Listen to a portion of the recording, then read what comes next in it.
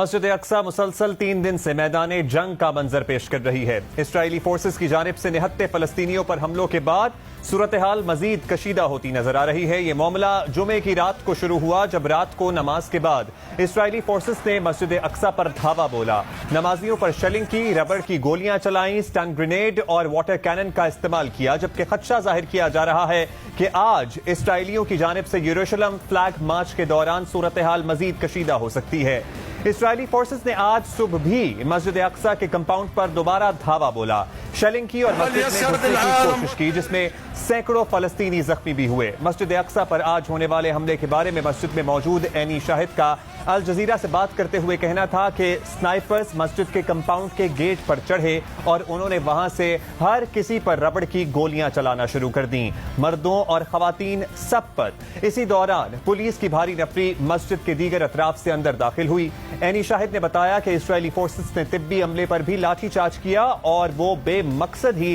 ہر کسی پر گولیاں چلا رہے تھے۔ اسرائیلی فوج مسجد اقصی کو خالی کروانا چاہتی تھی۔ عینی شاہد نے مزید بتایا کہ میں ایک زخمی شخص کی مدد کرنا چاہتی تھی، لیکن پولیس کی جانب سے آنسو گیس کے حملے کی وجہ سے ایسا نہیں کر پائی۔ فلسطینی ریڈ کریسنٹ کے مطابق جمعے سے جاری اس کشیدگی میں اب تک 200 سے زائد فلسطینی زخمی ہو چکے ہیں، جبکہ درجنوں فلسطینیوں کو حراست میں بھی لیا جا چکا ہے۔ فلسطینی ریڈ کریسنٹ کے مطابق مسجد اقصی پر اسرائیلی فورسز کے حملوں میں 6 صحافی بھی شدید متاثر ہوئے ہیں، جبکہ ایک خاتون صحافی بھی اسرائیلی فورسز کے حملے میں زخمی ہوئی ہیں۔ ریڈ کریسنٹ کے مطابق حملے میں زخمی افراد کی اکثریت کے چہرے اور آنکھیں ربڑ کی گولیوں اور سٹن گرینیڈ کے ٹکڑوں سے متاثر ہوئی ہیں۔ صرف یہی نہیں، اب اسرائیلی فورسز کی جارحیت مشرقی یروشلم کے دیگر علاقوں تک پھیل گئی ہے، جہاں اسرائیلی فورسز کے اہلکار فلسطینی اکثریتی آبادی والے علاقوں میں چھاپے مار رہے ہیں اور فلسطینیوں کو ان کے گھروں میں بھی ہراساں کیا جا رہا ہے، جبکہ کئی فلسطینی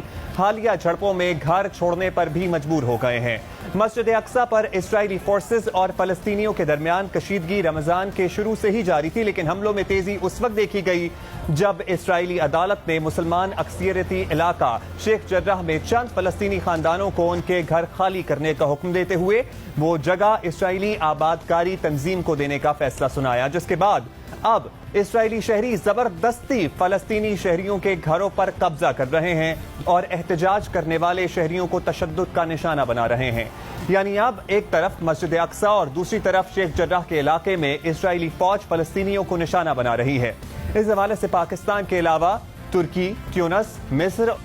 کی جانب سے سخت الفاظ میں مذمت کی گئی، جبکہ اسرائیل کو حال ہی میں تسلیم کرنے والے عرب ممالک قطر، بحرین اور متحدہ عرب امارات نے بھی اسرائیلی فورسز کے مظالم پر تشویش کا اظہار کیا ہے۔